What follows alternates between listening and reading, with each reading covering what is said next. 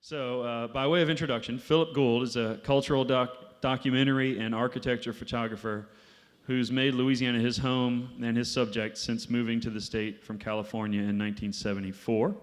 He's based out of Lafayette, and he has photographed throughout the state, the nation, as well as in Europe and the Caribbean. His work has been published in over a dozen books on subjects ranging from Cajun culture, Emerald Lagasse, Ahay's Town, French train stations, and I'm proud to say that he's published most recently with the UL Press, which is a division of the Center for Louisiana Studies, The Public Art of Robert Dafford, and the book that's currently available, Ghosts of Good Times, Louisiana Dance Halls Past and Present.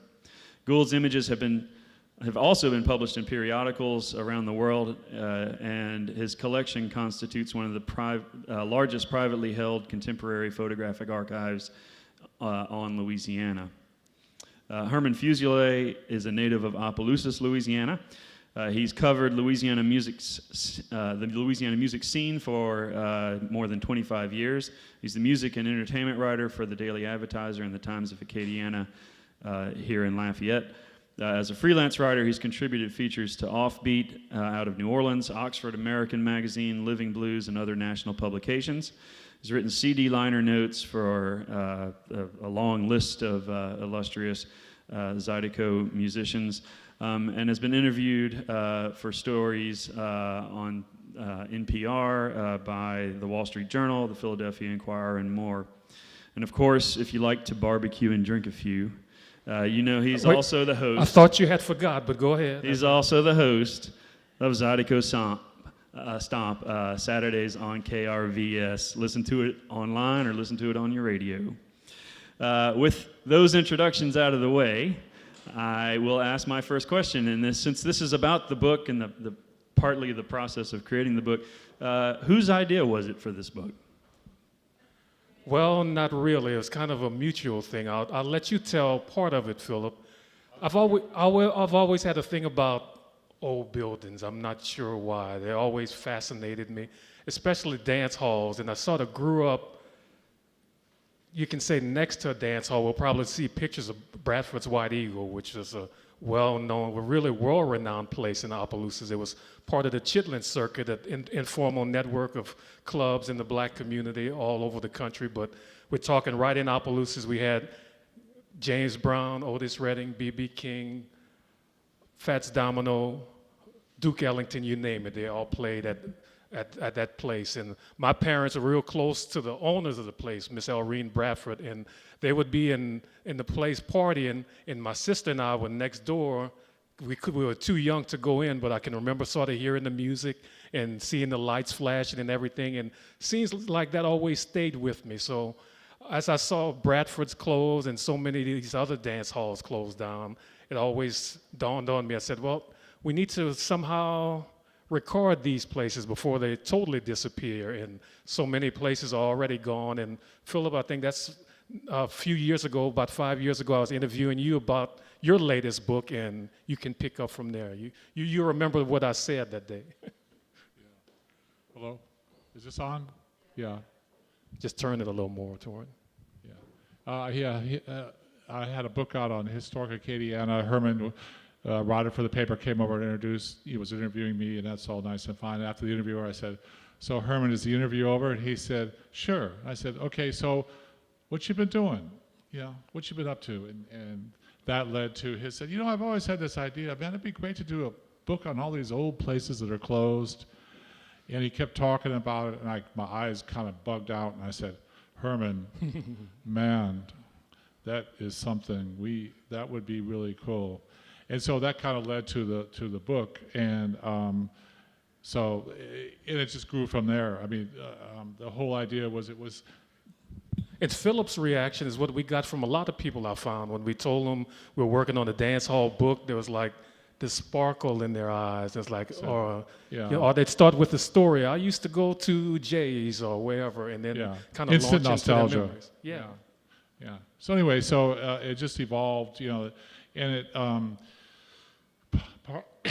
part of the dynamic involved was that these places were closing. They were fewer and fewer on the landscape, where once they were very vital components in any small town or community. They were sort of disappearing on that level. And so it grew into a book about all these places. We'll show some photographs here, but I photographed them more as they were relics that had been decayed over time by humidity, hurricanes, what have you, general rot. And I found that they took on this amazing beauty when just looked at like that, and you could feel the spirit of these places.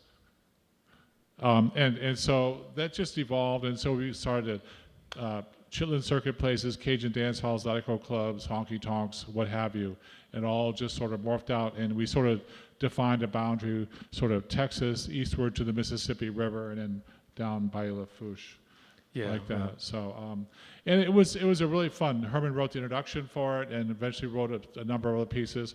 A lot of the pieces were written by people who had really great personal experiences, formative experiences in the dance hall, like our good friend Megan Barra over here, who wrote about Hamilton's Club. Hey. You know, just you know, how these places played a role in their coming up and becoming aware. So that's about what I have to say for the moment. That tells how it got started. Yeah. And what, about 5 years altogether we worked on it? No wine before it's time, I think. Yeah.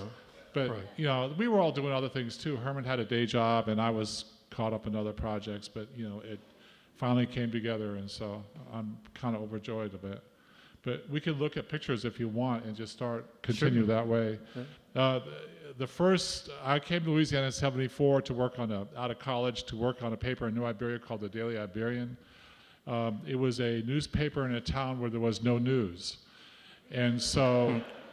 I'm serious. Wait, nobody from New Iberia here, right? Nothing personal. but you know, I was the only source of photography for the paper. They had no wire photos and stuff, so I had to constantly drive around and look for photographs, and it was the most amazing thing of all, because it became like a master's program in journalism, because you had to literally create the photography for the front page every single day. So I learned the art of beating the bushes, seeing photographs where they weren't yet there, things like that, and it was an amazing experience. But the first weekend I was in New Iberia, the reporter there with his wife invited me to go to a place called the Blue Moon, and basically the story was that he saw me as this very green foot, left coast kind of quasi-hippie looking dude who could, you know, let's mess with him a little bit. And so we get over to his house, and he starts talking about all these places he's been in, all these fights he's seen, and all the, you know, he talked about the sheriff of Delcombe, the police chief of Delcombe getting his ear bit off trying to put out a fight, and just watching me, you know. He says, "You still want to go?" I said, "Sure, let's go." And we just kept this up for a while, and finally he says, well, he said to his wife, "Karen, you want to go?" And she said, "Yes." And he looks at me, he says, "You want to go? You still want to go?" I said, "Sure." So he goes over to his dresser and pulls out a gun and puts it in his waist like that, always watching me. And I didn't flinch or nothing. Maybe I should have, but... Welcome to South Louisiana. Yeah, hello. And he quickly backs down and puts it back in the drawer. So. But went to this place called the Blue Moon Club. It's long gone. It was over in this area of New Iberia called Ticoto. It's where all the Cajuns in New Iberia lived. It was an amazing place. I mean, you could just see it. Had very primitive air conditioning systems, totally wooden building. And I walked in there, and there were several things I remember right off the bat. One was that the lead accordion player between songs was just rattling off rapid fire French, going to town, just blah, blah, blah, blah, blah, blah. And I said, this is interesting. And I thought that if I didn't speak, no one would know I was a stranger. And that was a very fallacious idea. And then the other thing I noticed, there were two things that were really interesting. One is that you had all these couples waltzing around the dance floor. And I just started to look at their heads, and their heads made this very gentle ocean, this sea of bobbing heads. And it was the most beautiful sight. I will never forget that.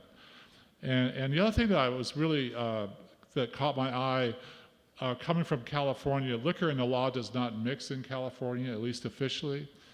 And what I noticed was there was a sheriff's deputy and a policeman, off-duty policeman, who were doing security and they were also helping the waitresses serve drinks. And this just, I couldn't figure it out, but it finally dawned on me that there were no fights. There was nothing for them to do except stand there. It was an incredibly busy night. Couldn't they at least help the waitresses bring drinks to the table? So it was a very logical use of some of the hired help there. Yeah. So anyway, but we could go through some photographs. This is the front of the club. Long gone. There's nothing that's replaced it, but it's pretty amazing. Jennifer? Philip, what's there now? Is anything? It's just an open field. It's on Hopkins Street by Admiral Doyle. There's an old lumber company building that's still there, but it's just a vacant lot. This was the guy who was rattling off in Cajun French, Walter Mouton and his group. I think it's the Wandering Aces, if I'm not mistaken. This gentleman here was a patron of the club and a bit of a photo. This is early version of photo bombing. Anyway, so he was just let's get it in the picture where the action is, I'm sorry? Was that when those photographs were taken that night? Actually, no. It was a couple years later. But I always went back there to photograph because I really saw this is the pure root of a Cajun dance hall. Just really sweet. There's one of those security guys, deputy sheriffs. Anyway, here's a couple. This was a place where old people got to defy the aging process, and they were dancing up a storm, including this gentleman here. We could go on if you like. Oh, there we are. Beautiful wall fans, just all this classic tables. They had Sunday afternoon dances. This was one that I liked. Great dance floor. Keep going. Aldous Roger, some of you may have heard of Aldous Roger, was a Cajun accordion player. He was a regular there. They often had medical benefit fundraisers for regular customers and the like. And this is one I was attending. And This is one of my favorite pictures because notice what's on the table. Yeah. A crucifix, a bag of rice, several cases of beer. There's a half-naked statue kind of on the edge, some J&B. Cajun foreplay, maybe. And then Jesus on the cross. So these are things that people need, right? So they're very practical. And there's Aldous Roger, very straight, deadpan face, just playing away. So. But this was a benefit, so that's what folks needed. This was a dance floor, very low ceiling, made of some sort of decaying plastic, shiny stuff. Asbestos, probably. Oh. You can tell. Well, at that time, 74. Maybe. Oh, thank you. This is an older couple, the two widows, photographing. They were over dancing in the corner, and I pride myself on a master's command of the obvious and putting them next to a sign. They were there, but seeing the sign, Miller High Life, just was like, I couldn't not take the photograph. So, okay, let's get on to, this is Bradford's White Eagle, the club that Herman was talking about. Long closed. Why don't you go back real quick? And I got up there early in the morning to catch the sun shining up, but you could just see it's an old neighborhood in Opelousas, another club next door. And the title of the book comes in large measure from photographs like this, where you can feel what was going on there over the years just by looking at the old building. And this is what I saw. And just in the front, it's sort of cut off now, but there was actually a ticket booth in the middle where people could walk up, and it was all glass at the time, and actually purchase their tickets and walk into either door, and that's where the party started. Yeah, and you'll see that, you notice the B on top there, that's still there. So anyway, it's just an amazing, just to be there. Okay, this is the back door, the stage door for the groups and stuff. And again, faded elegance. That's a pretty classy door, straight out of the 1940s design and so forth. And through that door walked Ray Charles, Bobby Blue Bland, Etta James. Okay. Another club that we went to down on Bayou Lafourche and Cutoff is a place called Lee Brothers Dance Hall. It's on the highway. It kind of hangs out over the Bayou Lafourche. And it's the most beautiful wooden building. It's just straight out of what you imagine the past to be. And there we are. Why don't you go to the next one? This is the interior. It's huge. And you had this railing going around, and people would sit there. And you go in there. The bandstand is kind of there. You can sort of see it in the back. And you go in there, you see this, and you think, oh my God, it wouldn't take much to get this place up and running. But it's way more complicated than that. So, anyway. And some of you may know James Abear from KRVS. This is his family's place. Yeah. Was it his aunt showed us around that Sunday? Yeah, Sophie Lee LeBlanc, I think was. Yeah. Thank you. This is just an example of the electrical grid in the place here. Very simple light bulbs and stuff. I think this place comes from a time when there was very little electricity and amplification. So this is another view of the overall dance floor with all the benches and everything. And if I remember correctly, as Aunt said, it wasn't a Cajun place as far as music. It was jazz bands played there. Yeah, just about everything. French music down on Bayou Lafourche was not all that strong. Yeah. Who was that guy? Vince. Thank you, Vin Bruce. Vin Bruce, yeah. Yeah. This is the same club from across the bayou, and you can just see how huge it is. It's go on. Next great story, which Herman can tell. This is a place called the French Club. It is located off Highway 31 between Opelousas and Leonville. When I was a kid, you could actually see this place from the highway, but as you can see now, there's trees and a forest, really a jungle that's grown up around it. As we tried to make our way into this place, there were these vines that had thorns, had to be at least a couple of inches long. I mean, it was scary, and we had to have a cane knife just to break through machete, and get to the place. Yeah, so go ahead. Echoes of early explorers, I think. It was. But once we were inside, I know you have a picture inside. Yeah, go ahead, Jennifer. That's how it looked.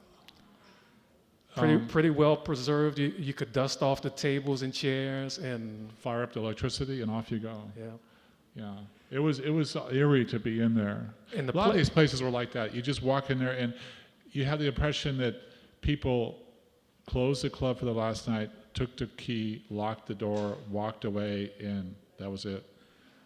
And that's how this place was. The local legend has it that the club was too close to a church, so the local priest told the club owner to close it down. And he didn't at first, but then there were a couple of deaths in the family where when that happened, he closed it down in 1961. I think it only stayed open about 3 years or so. Yeah. Somehow the deaths in the family was all he needed to experience, and he got panicked.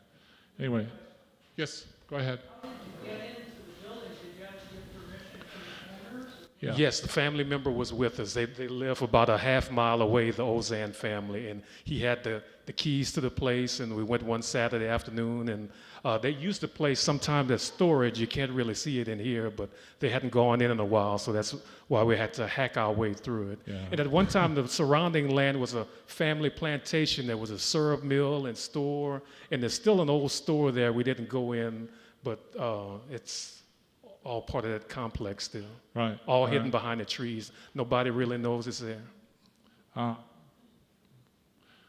Here's the bar. Beautiful, amazingly beautiful structure there. Just and a little, get a broom and a few things, and you're back in business. It's two scenes that I think were really telling. He had unopened cases containing bottles of Jack's beer, and Jack's beer went out of business when, I don't know, but he still had Jack's beer there. Now, we didn't drink any, but I photographed some. And this picture here, this is a telling thing. These are all the licenses he had from 58 to 61. I thought that was a telling little document in its own right here.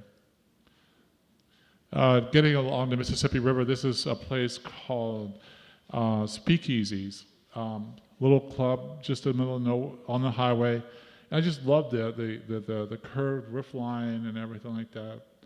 In a little neighborhood just downriver from Vacherie. And the owner was there. He let me in, and got another shot here. You can, oh, there we are. This is the interior. Nothing to it, basic thing. But speakeasies has nothing to do with prohibition. It has everything to do with the fact that this guy was the most easygoing guy, and that was his nickname, the fellow who owned it. So, I don't know if any of you have been to the Purple Peacock in its day.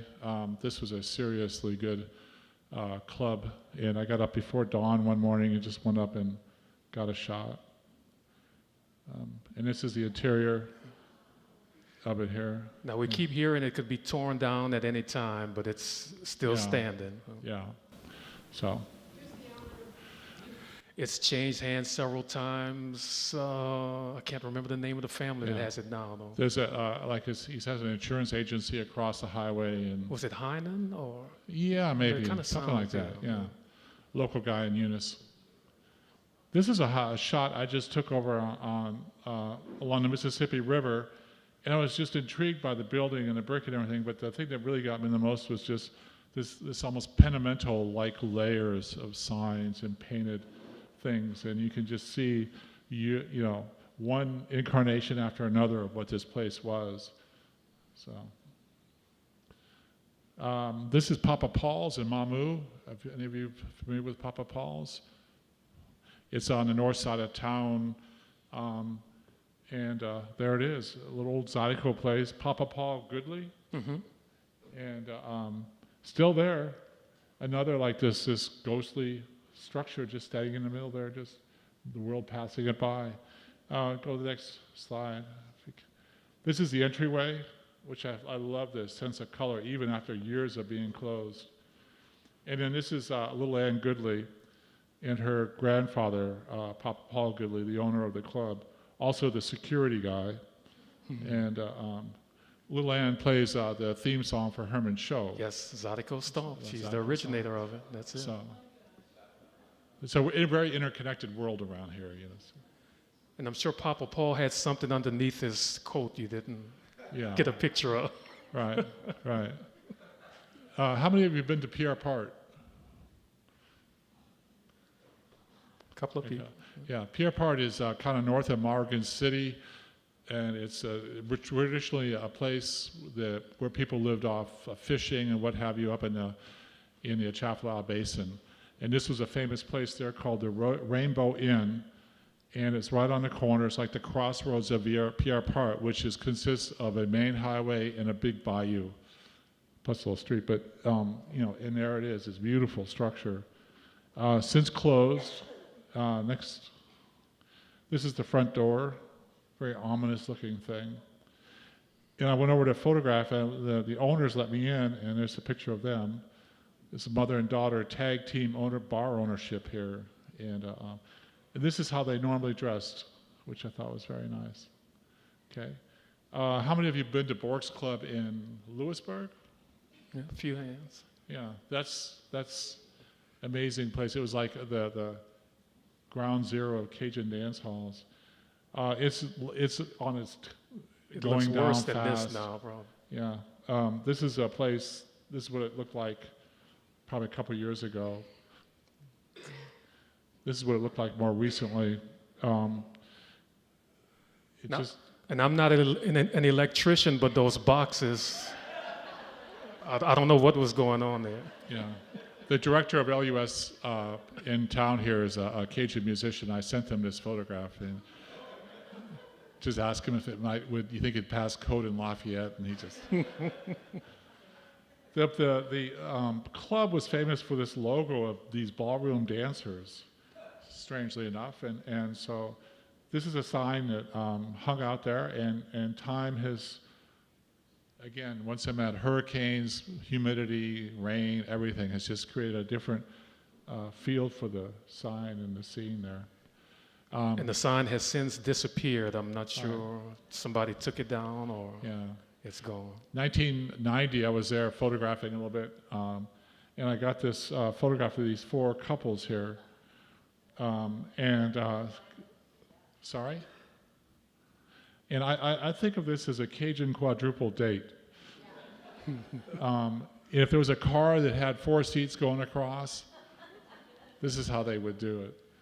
But anyway, so I remember photographing them. People would tell me different people's names and stuff here. I went back, go ahead, Jennifer. I went back a couple years later, and the roof had basically caved in, just rotted out the floor. The table where they were sitting was the second one going up. So you can really see that this is like the earth is just The roof was even leaking back then. yeah, oh yeah. And I have to brag on Philip's photography skills here, because when we went in this place, it's actually pitch black. There's no doors, well, there's doors and no windows, but I mean, I was petrified to go in, because as we opened the door, we couldn't see anything. We started hearing critters running. But what you see here is what Philip did with his photography skills. It looks like it's bright sunlight, but explain how you did that, Philip. Walked very carefully. No, it's you leave the camera open for 30 seconds, and then I just walked around with a flash, had it, the strength for that kind of exposure, and just started popping it, walking back and just like illuminating different parts of it. And I did this probably 6 or 7 times, and this was the best version of it came out. But it's very intuitive. Yeah. Well, you can see One of the one of the buckets is right there. One of the tubs there. Yeah. So it was just really sad to see that. Yeah. This picture inspired me in my introduction, because it's just sort of like a ghost of good times. It sums it up for me, where the insides of this place is like this slow motion tumble into eternity, where all this great music was here at one time, and now it's going back to Mother Earth. Yeah. It's a Cajun dance hall version of Ash Wednesday, I think. Exactly. Yeah. It's still the tablecloths. Yeah, somebody mentioned. Yeah. It was still. I don't think they closed again. Classic case. They closed the door and walked away, and poof, that was it. Michael, do you have any questions, or are we doing all right, or?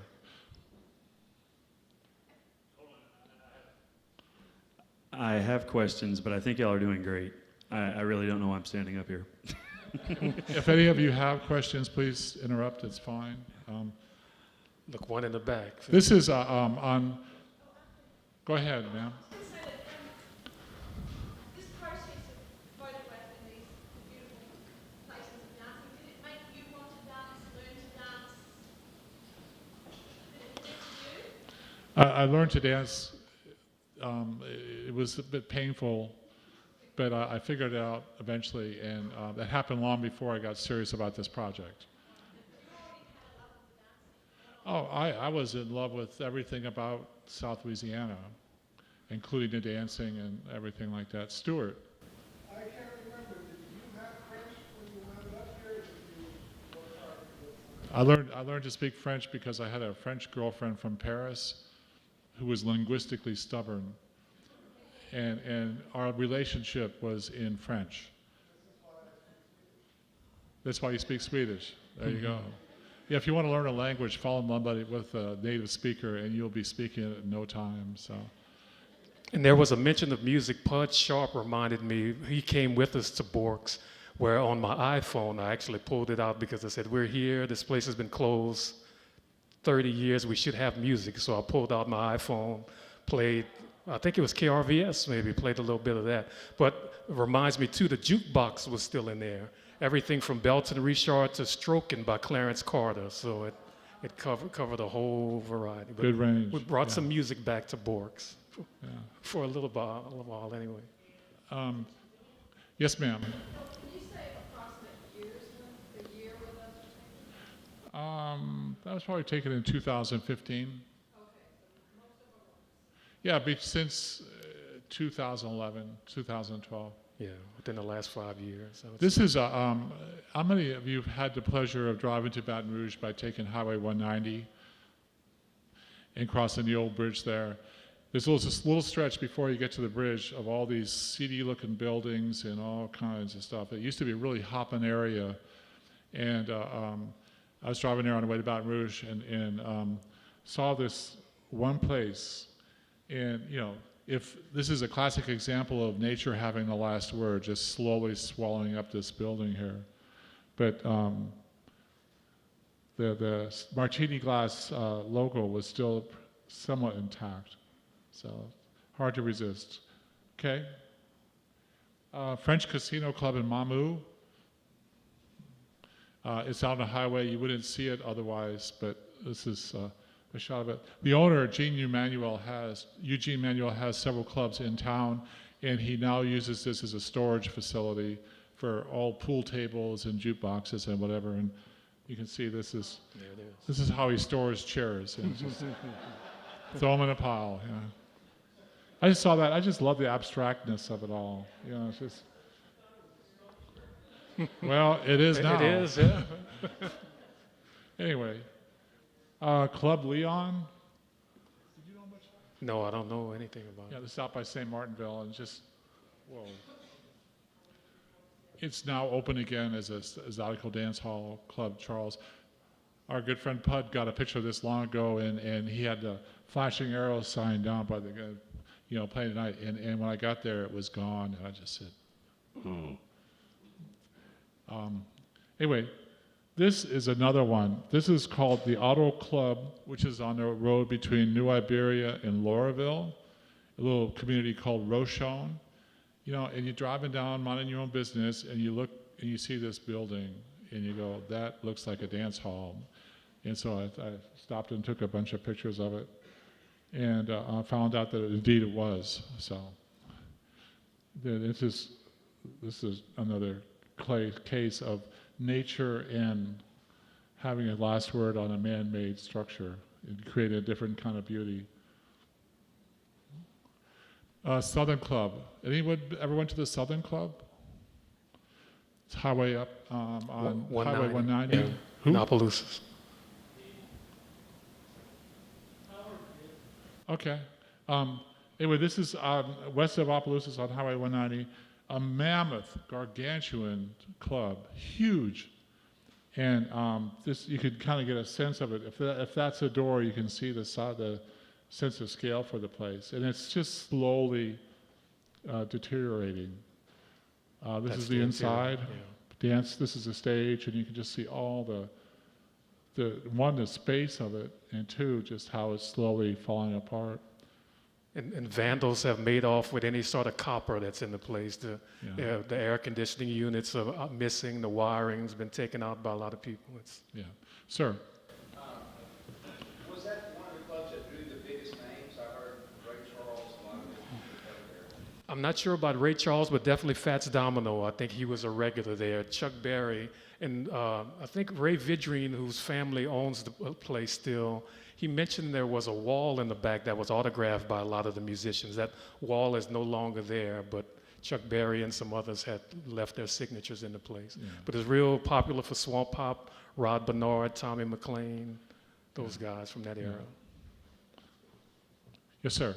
I'm from Boston. I listen to your Zydeco Scout Show. Yes, sir. And I really appreciate the way you talk about the music, the singers, what they sing, and always in your introductions talk about the songs, where they came from, and some of their relationships to other singers. What I want to know is, has the production of this book sort of changed or informed the way you present your show on Zydeco Scout? I'd say a lot of the stuff I put in the book I already knew. Now, I've interviewed some people to help out also, when I was writing the book. So it expanded my education also. And, the book is just coming out now. So, but we know, we're very familiar with the content.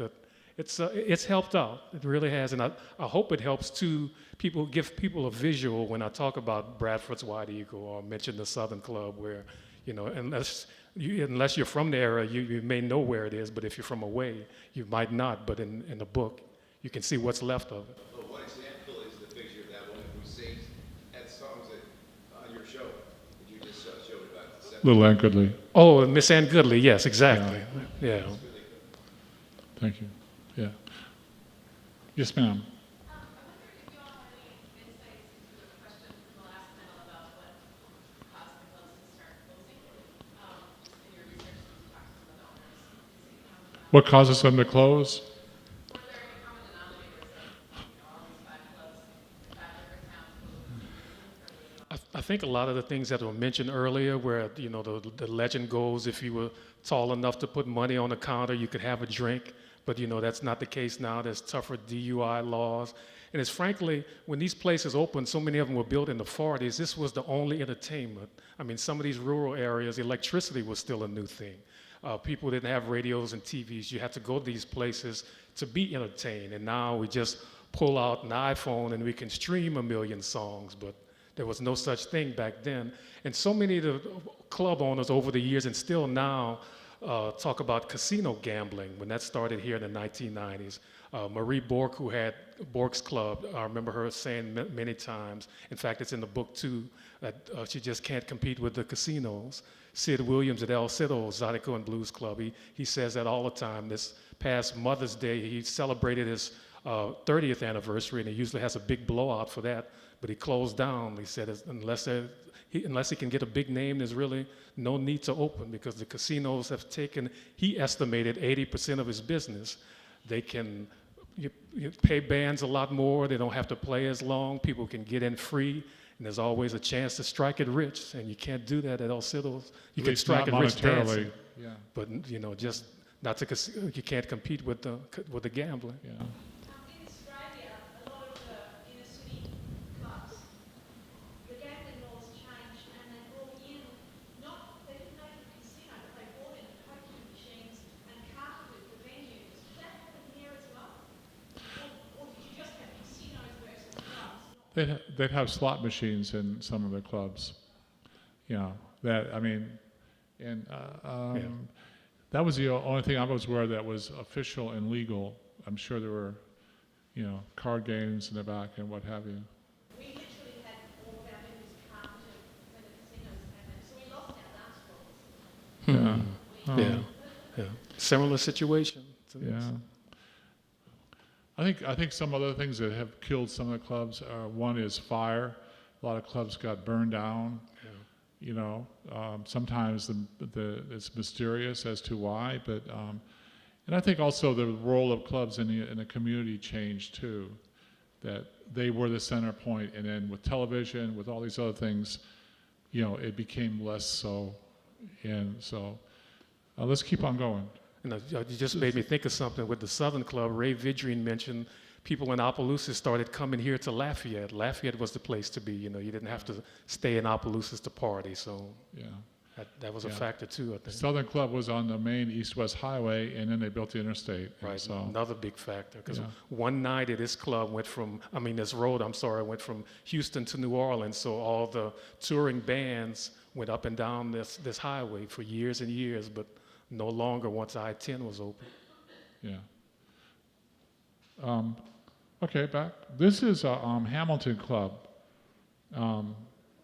Early in the morning, a little bit of dawn light, another ghostly kind of scene there. And then go ahead. This was, there's actually a photograph here somewhere. But this was the last night that Hamilton's was open.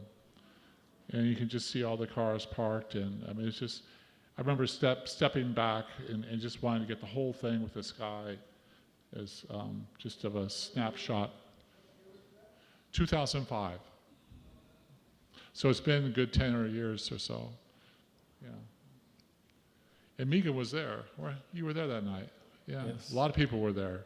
Were you there? I was there. Yes. All right. Yeah. This is actually not in the book, but it's just the interior of Hamilton's Club and just the whole texture of the decor and the tables and everything. Okay. Dreamland Club. I wonder. This was down near Franklin. I was just driving around and saw that. I just said, I'm sorry. I got to photograph that. It just doesn't strike me as a dreamland kind of place. But, the people try. Go on. This is when you're doing this book, you start to get an elastic sense of dance halls and stuff. And dinner, dancing clubs in some areas that certainly fit in. I just love the light, this texture of this photograph here. This is over in Plaquemine. So, okay. Slim's Waikiki. Nathan, you want to talk, Herman, about Slim's? Yes, Slim's legendary Zydeco Dance Hall, which closed down earlier this year. It's still standing. Obviously, the electricity is still on, and from all indication, just talking to the owner, Tony Gradney, he mentioned the club was doing well, but it's a different sort of young crowd now. He used to be able to open the doors and have as much fun as the patrons, and it got to be where he had to work security, where kids, wanted to fight or dance with their shirts off, and the next morning he'd have to go in and see what the night crowd destroyed. That's the words he used. So after he worked in the club since he was a teenager, and he and his sister, after about 45 years of working in the club, they said, well, let's just shut it down before anything bad happens. There's talk of having the place put up for sale that hadn't happened yet, but this was a heartbreaker for a lot of us in the Zydeco community, because everybody played here. Passion Fish, some of y'all may have seen that movie film. There's a couple of scenes that was filmed here with John Delafosse, who's deceased now, his son Gino on drums. HBO did a documentary there with Garland a Day. It's a lot of history in the place, but it's as of now, it's no more. Go ahead and push it forward. This is the stage at Slim's Waikiki. Built in 1947, and it had a lot of clubs, for some reason, sort of had a South Seas motif, and I think it had to do with a lot of the fact that sailors were returning to Louisiana from the Pacific Theater, and so they tried to play on that experience of them down there in Hawaii and everywhere like that. I think I like this photograph too, just personally.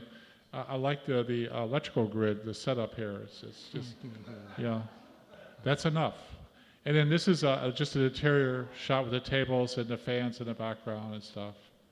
So The place is air conditioned, but you still needed those fans to get the heat out of the place. yeah, this is. I'll go back. This is Tony Gradney, and this young fellow up here is Terrence Simeon.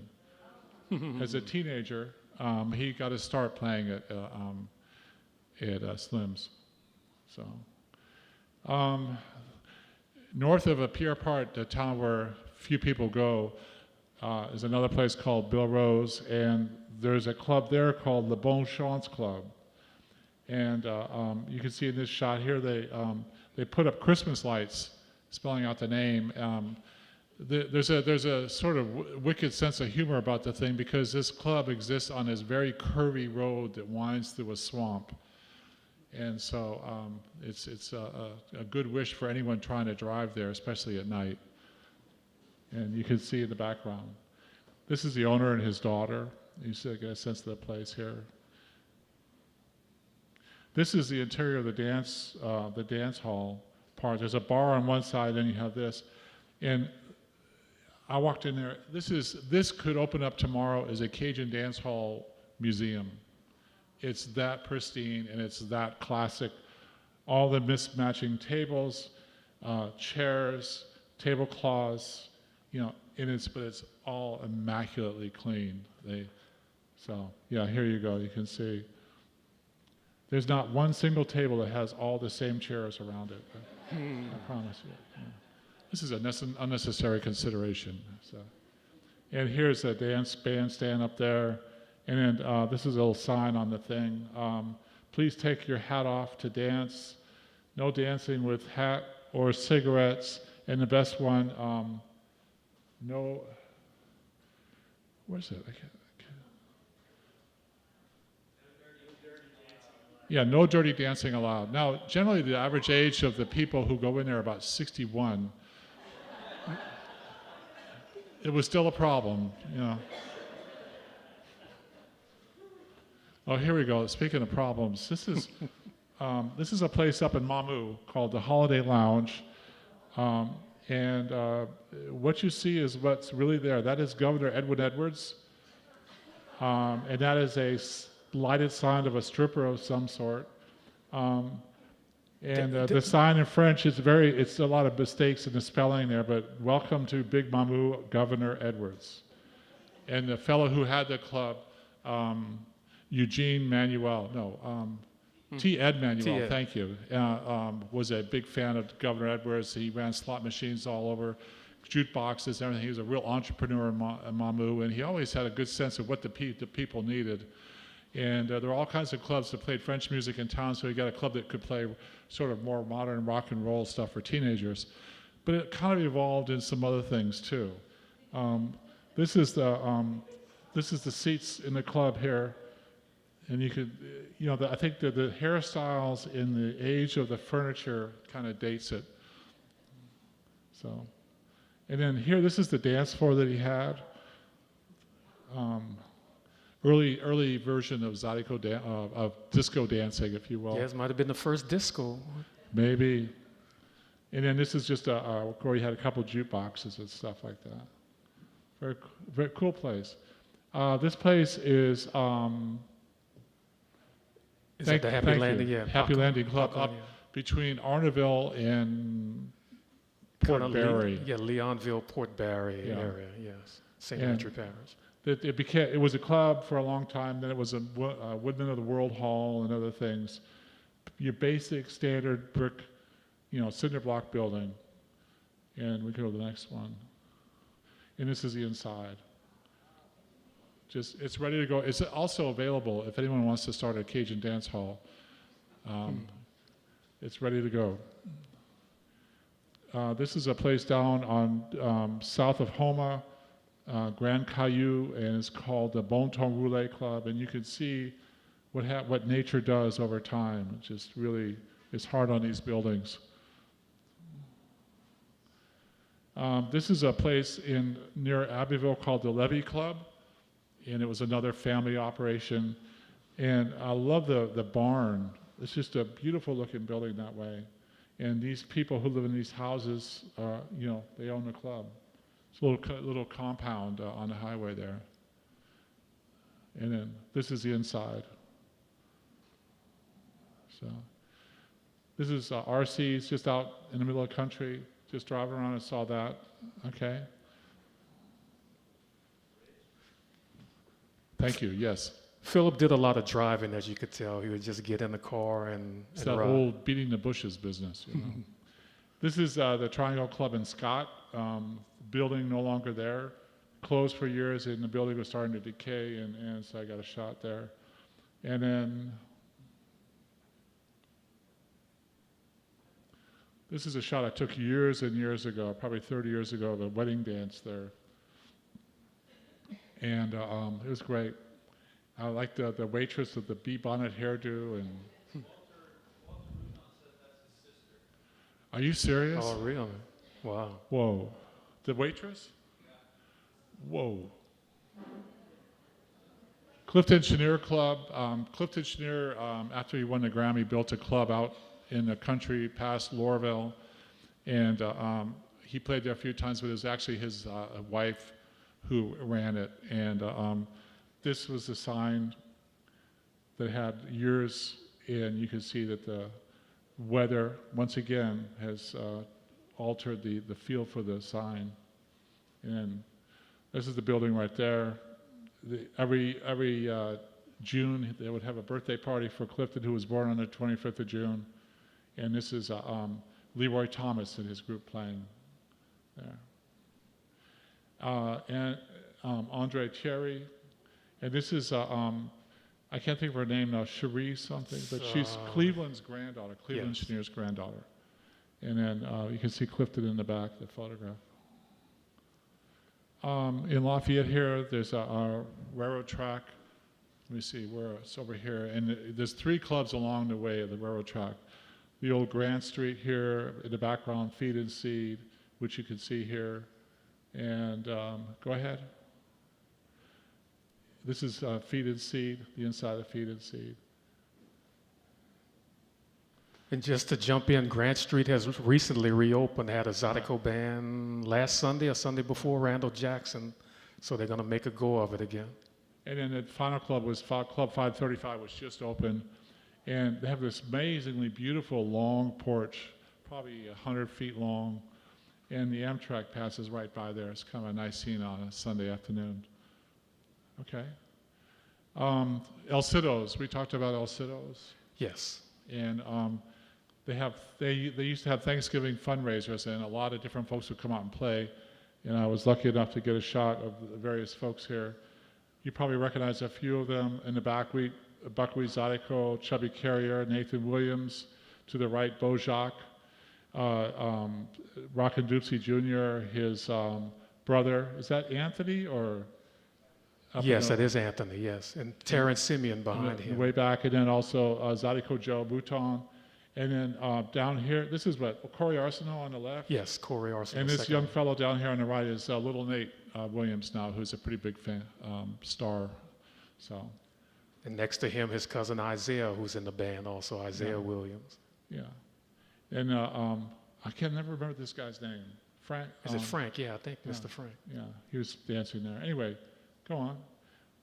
This is La Poussière after the hurricane hit. And tornado it was. Thank you, a tornado.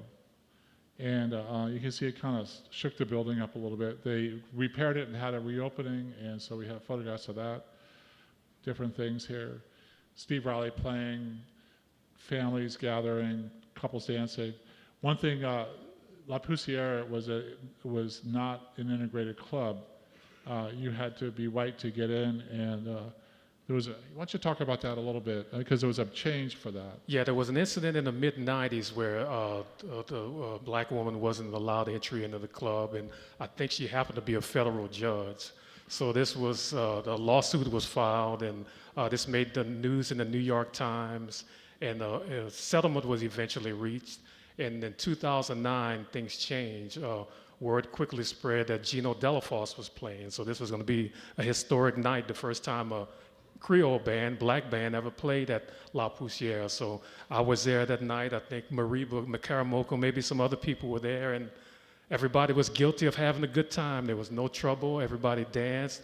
I love the dance floor at this place. I mean, it is like a trampoline, and it feels so good.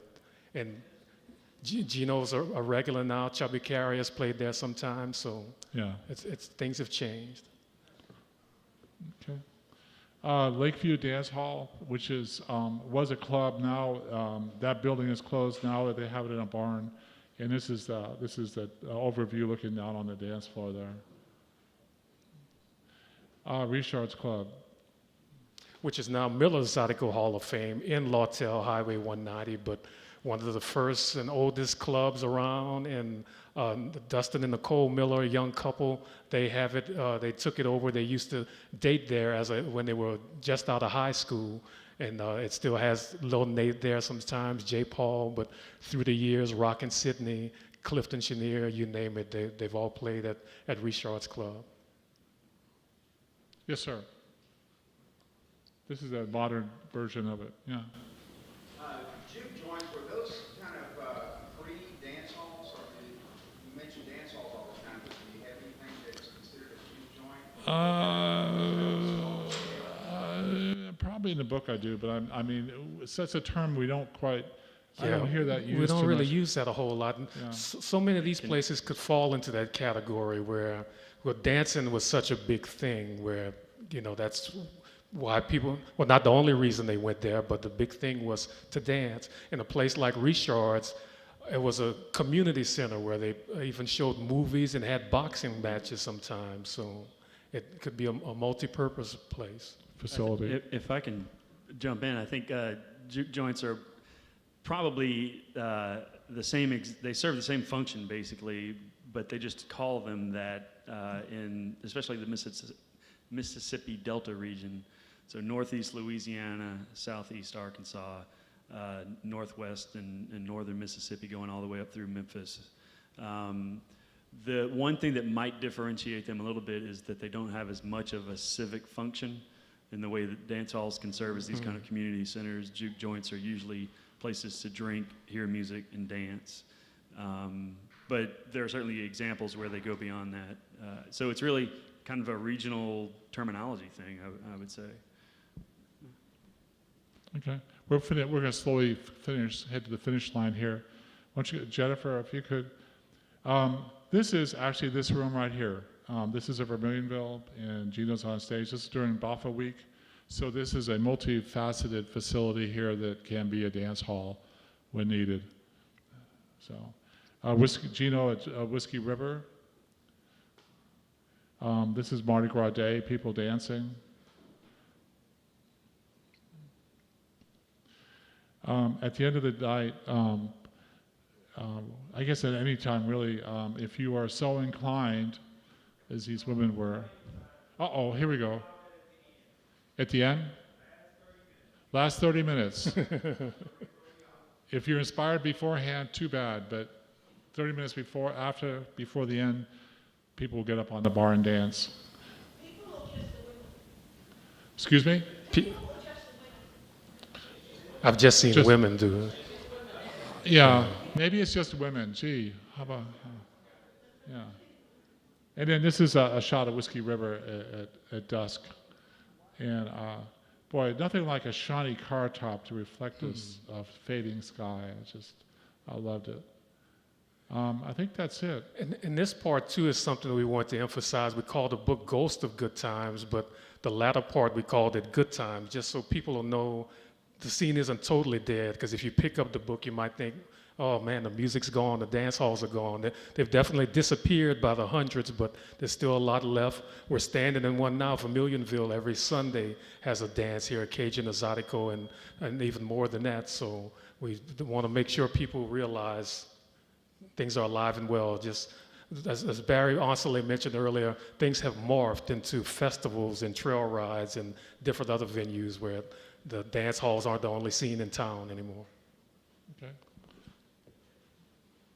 Philip and Herman, before we wrap up, and we're getting near the point where we need to, would you mind telling the folks here about some of the other contributors, people who wrote essays for the book? We've already mentioned Megan. Michael Duce wrote about Mulots, which is a place over in Burbridge. Terrence Simeon wrote about Slim's Waikiki. Sean Ardoin did 3, if I remember correctly. In Lake Charles. Yeah, Rockin' Sydney's Festival City.